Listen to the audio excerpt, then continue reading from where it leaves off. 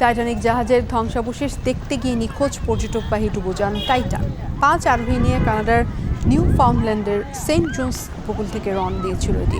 সাগরের গভীরে ডুব দেওয়ার 1 ঘন্টা 45 মিনিটের মধ্যেই হয়ে পড়ে যোগাযোগ বিচ্ছিন্ন। এখন মেলেনি হদিস। তল্লাশি অভিযানে যোগ দিয়েছে কানাডা ও যুক্তরাষ্ট্রের নৌসেনা ও বিমান বাহিনী। কানাডার নিউ ফাউন্ডল্যান্ড প্রদেশের সেন্ট জোন্স শহর থেকে যাত্রা করেছিল টাইটান। সেখান থেকে 435 কিলোমিটার দূরত্বে আটলান্টিকের 1200 ফুট গভীরে রয়েছে টাইটানিকের ধ্বংসাবশেষ। সফরের মোট সময় ধরা হয়েছিল 8 দিন। পানির ওপর থেকে পোলার প্রিন্স নামে একটি জাহাজ যোগাযোগ রাখছিল ডুবোযানটির সাথে, তবে সাগরে ডুব দেওয়ার 1 ঘন্টা 45 মিনিট পর থেকেই হারিয়ে ফেলে সংযোগ।